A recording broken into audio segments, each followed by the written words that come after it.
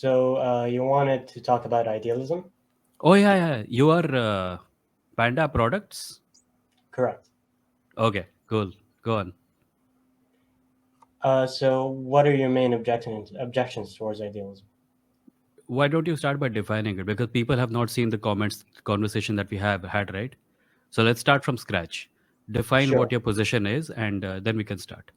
sure. So I think idealism is defined as the thesis that all of reality is essentially mental. That is, it Hmm. takes place in mind or in consciousness. Okay. Uh, I don't see any reason to think that there is anything outside of consciousness. Okay. That's it. Yes. Okay. So when you say outside of consciousness, what do you mean? So Because something to that is, to the best of my knowledge, consciousness is not reality. Consciousness is something we use to process reality because we are conscious beings. Are you saying that if you are not conscious of something, it does not exist? no, I'm not saying that if I'm not conscious of something, it doesn't exist. What I'm saying is that if nothing is present in consciousness, so like not my own consciousness, but consciousness as a type of stuff, as a category of existence, then it does not exist. So I grant that you have consciousness, even though it is not my own consciousness. So you are another instance of consciousness, Hmm. but Okay, you are so will it be sensible to say that if there is a thing that is not being observed by anyone at all, it does not exist? well. It depends on how you define anyone. So I don't think all of reality exists in human consciousness. I don't think all of reality exists in animal consciousness. But I think reality exists in consciousness as a type of stuff, as a type of existence.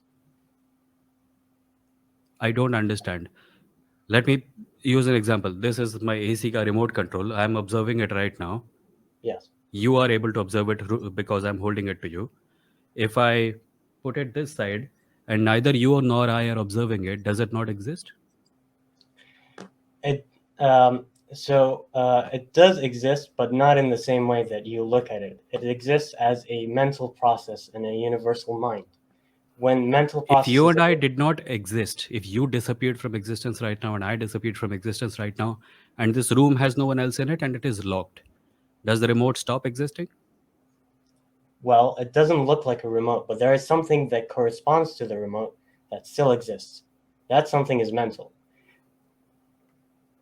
So the thing exists, right? So matter Not exists. not as a remote, not as a remote, as a mental What does it process, exist as? as a mental process occurring in a universal mind. What that mental process looks So, like when so, you so, sleep, okay, so we get to the crux of it now. You are talking about a universal mind. Define yeah. that universal mind. A universal mind is a mind that exists independent of any kind of organism. Do you have any evidence of the existence of this universal mind? It's an inference, but I think it's the best kind of inference because look, we start with mind, and then we have to infer what is beyond our own personal minds. To I the think best the of our best. knowledge, Sorry, to the sorry to best of interrupt our you. knowledge, a mind is something that can only be found in a conscious being. You are talking about a mind that is independent of conscious beings, or rather not conscious being. That's not what you're saying. You're saying that this mind is consciousness itself, or that there is a being above us somewhere whose mind it is. No, I don't think that. So look, I have a mind, right? We can Hmm. all agree that I do have a mind, I and think mind, yeah. yeah. So there is an external world that appears to exist independent of my own mind. If I go to sleep and then I wake up, I'll land in the same room, correct? Yeah. Can you So, repeat that? Can you repeat that? yeah, if I go to sleep and then wake up, I'll be in the Hmm. same room. The room state won't have changed. Yeah, So yeah. clearly, the room exists independent of my personal mind. What I'm saying is that this room is the outer appearance of mental states of which I am dissociated from. Mental states in a universal mind of which I am dissociated from. We know that dissociation exists. Dissociation is an empirical phenomenon in which mental states can become isolated from one another. So, like, there was a study done on people with dissociative identity disorder, in which different multiple personalities could share the same dream world at once. They had Yeah, the but same. all those personalities still depend on a physical brain in order to manifest, right? Yeah, but that's just begging the question because, under my view, physical brain is what mental processes look like. But again, how fundamentally is it different from what I'm saying? What when I say that the mind is a product of the brain, exactly what is different in your view? You're So defining the brain differently. You're saying that the brain is a product of the mind, right? And I would be inclined to think that the mind is a product of chemical processes in the brain because I'm a yes, materialist. So how are we different? those are entirely different views because you're saying one is caused by B, and I'm saying B is caused by I'm A. not actually honest. To be honest, I'm not saying that. What I'm saying is that to the best of our knowledge, we do not know of minds existing without physical brains. And therefore, the fact that I have a mind depends on the fact that I have a physical brain, and you have a mind depends on the fact that you have a physical brain. This universal consciousness that you're talking about, what is the physical basis of it? Yeah, I don't think the physical causes anything. I think the physical is the outer appearance of mental states, and this view has been it has some empirical teeth because Professor Donald Hoffman and Carl Friston have both come to the same conclusion that It the will be physical. better if you it will be better if you don't cite people's names because that gives me nothing. Just present the argument itself. Yeah, I'm gonna present the argument. So they've concluded that, well, Professor Donald Hoffman has concluded that the physical world, the world of perception, cannot be a veridical perception. So brains do not have standalone existence. Evolution would not have favored for us to see reality as it is. It would have favored a user interface, a way of constructing reality as an internal model. So what that means, if you take that argument seriously, what that means is that brains do not exist unless perceived. Brains are merely the image or the outer appearance of something Let me in ask reality. you this. What? Let me ask you this. You're saying brains do not exist unless perceived. Is Yes. that a view that you would apply to everything or not specifically to brains? Uh, Well, if you're talking about visual perception, then no. I think there are things I'm that talking exist. about you think that sorry to interrupt. What were you saying? Yeah, if you're talking about visual perception, then I would say no. I think there are things that exist outside of visual and perception, like thoughts, emotions. They're not visual.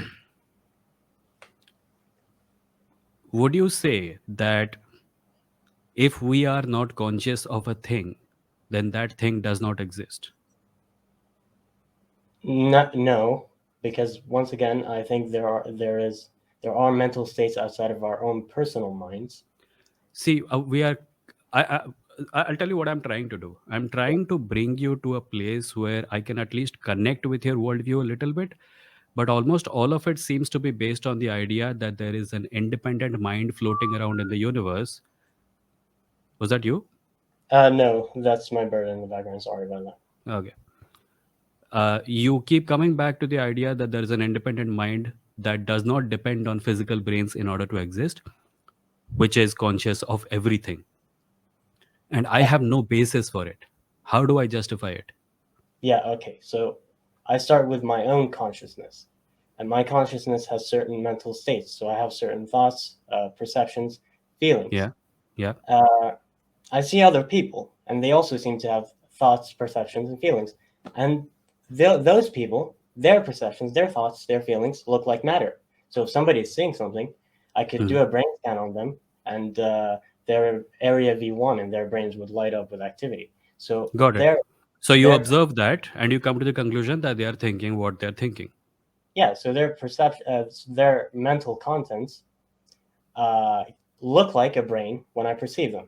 Now that's the bare skeptical viewpoint. All I know is that these two things are connected in some way, and one looks like the other. So, so I also see that the universe is made out. You are okay. So let me put it this way. Um, if you remove someone's brain from their body, they don't have a mind anymore. Correct? It depends. I mean, if their brain is No, dead, no. then I'm saying to whatever extent you are willing to define the mind, right? Conscious thoughts, ideas, thinking. the ability to calculate, etc. If that is what you are defining as a mind, are you doing that? Yes, I would say that minds Okay. are So if thoughts. suppose you have a brain and you have a mind and you are unable to establish whether the mind comes from the brain, a simple way would be to look at someone without a brain, a body from which the head has been taken away. We have seen beheadings, right? Yes. That body does not have a mind. So isn't that does that not strike you as sufficient evidence to conclude that the brain was the cause of the mind? No, because look, the way I view the brain is that the brain is the outer appearance of a certain process in consciousness. The brain is the outer appearance of a localization process of consciousness. So when you end the brain, activity, uh, the mind, the localization process, so mind and localization process are identical. The localization process ends when you end brain activity, but that does not mean that there is no experience. So I'm not talking about, look, I'm saying what I know for sure is that I have consciousness, and I know for sure that my mental states correlate with my own body, Yeah. and I know for sure that other people's mental states. Well, I don't know that for sure, but I can infer that Yeah. other people's mental states correlate All of with their. this, all of this I agree with. Yeah. So I'm made out of matter. Other people are Yeah. made out of matter, and Yeah. matter seems to correlate with mental states. Okay, so I see an Yes. external world out there. It's also made out of matter. Hmm. So I have two inferences now. The external world has no mental states associated with this matter, even though I know that matter is associated with mental states. Matter Or, is not always associated with mental states. A rock is not associated with any mental state. You're talking about a very specific combination of matter, which is the brain or the human body, which is associated with mental states. There yeah, can be matter without any mental states associated with it, correct? yeah, but that's kind of begging the question because, look, the only epistemically certain matter that I have access to is my own. I know both perspectives of that matter. I know that it No, has a actually, why would that be? Let me put this before you. You say that you trust that other people have minds, correct? yes, yes, So suppose you pick up a rock and you look at it and you think, I cannot be certain of this the way I can be certain of my consciousness. So you show yes, it to another person. Hey, do you see the same things I see? You describe it using language that you know and language that that person knows. And you say it's brown, it's hard, and it's round. And they say yes. that is correct. It's brown, it's hard, and it's round. So you come to a conclusion about this thing. Why is that a Yeah. problem? I don't think there's a problem. All I'm saying is that the rock, its intrinsic nature, is not something non-mental. Rather, the rock is just the extrinsic appearance of something mental. Not the rock, the entire Why would universe. you think? I don't Wait. think You there said are. the rocks inherent nature is not non-mental. Yes, there is something mental underlying the rock, just as So there is you're something. saying no. Why Uh, would that be? You're using if you don't exist, the rock still exists, right? no, not as a rock. You being not able to sense something or evaluate something does not mean that the thing does not exist. Okay, so when I say that the rock's intrinsic nature is mental, I don't mean that its intrinsic nature is my own mentality. I just mean that it's mental in the same way that your intrinsic nature is Yes, mental. and what is the foundation of that? If it's not your mind and if it's not my mind and we are the only two people looking at it, why would you think that its nature is mental? Because the mental is the only category of existence that I'm aware of. So if I postulate that the rock's intrinsic of the universe's intrinsic nature is something non-mental, then I get into all sorts of problems, like the heart problem of consciousness, the parsimony problem. So why would we postulate that there is something non-mental underlying the universe when we could just extend mentality? We know that mentality exists. So why would we need to invent another category of existence called the non-mental to See, I explain see, the I universe? see, I see. I see where you're coming from, Yes, and I'm trying to take that rocket and see where it lands. right. Because if we come to the conclusion that everything in the universe is mental, Hmm. then okay, take a look at this. Germs cause diseases, right? Yes. But we were not always aware of it. Hmm. There was a point of time in the past where we became aware of the fact that germs cause diseases. Correct. But people before that were dying of those same diseases. It's just that we didn't know why they were dying. Yeah, We thought and there were other reasons behind it.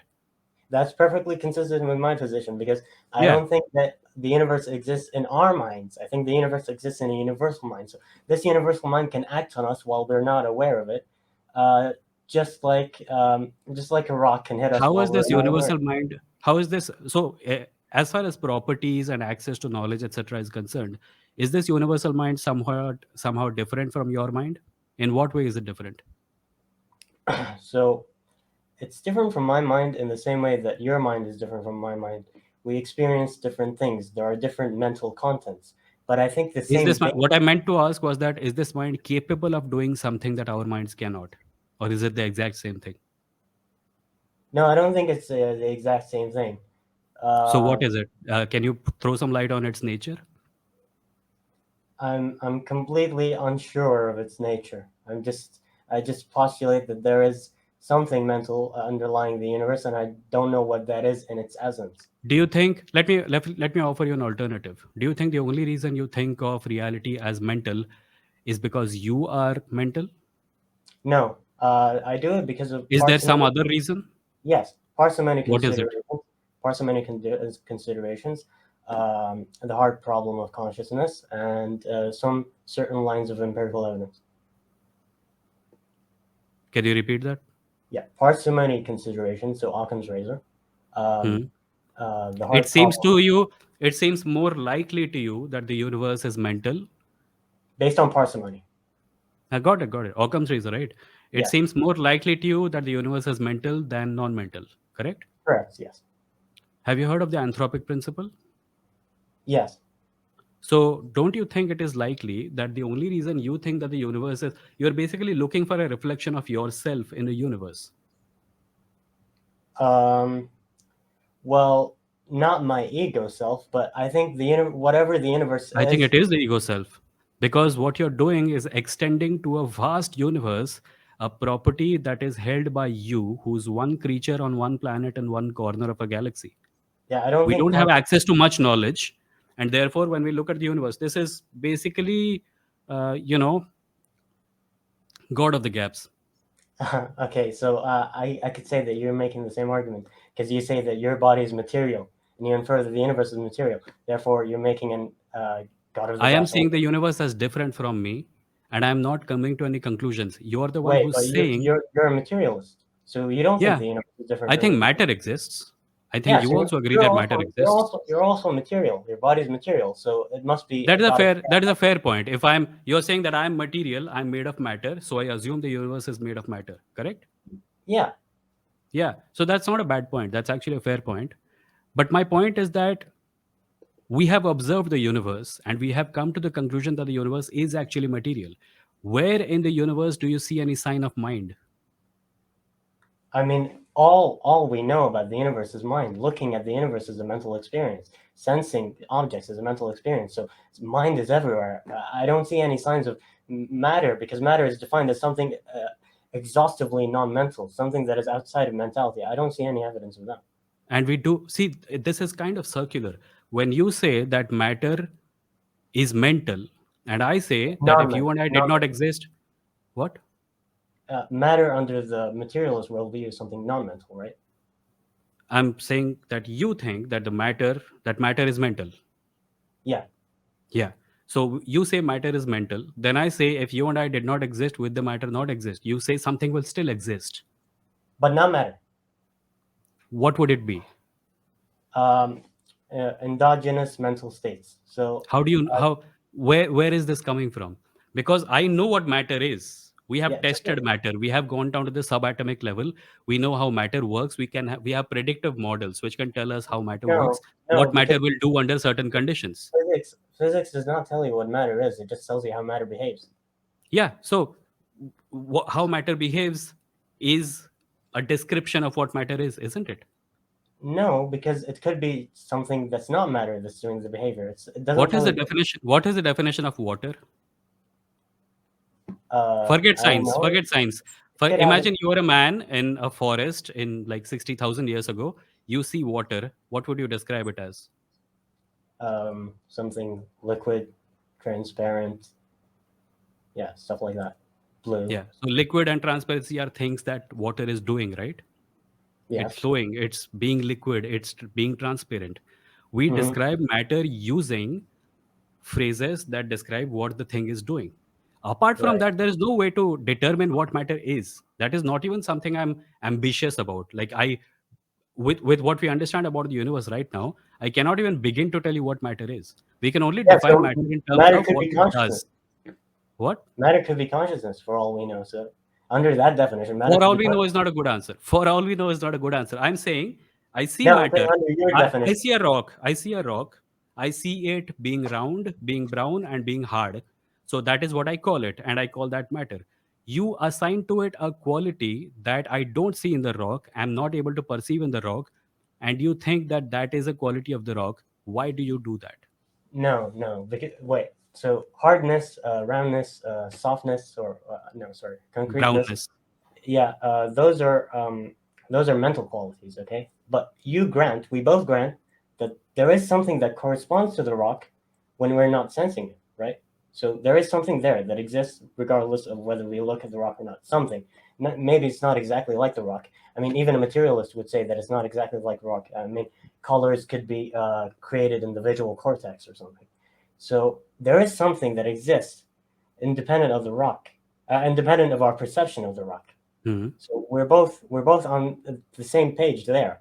Now the No, no, we're difference. not on the same page, What? because the thing that exists without you and me looking at it is me.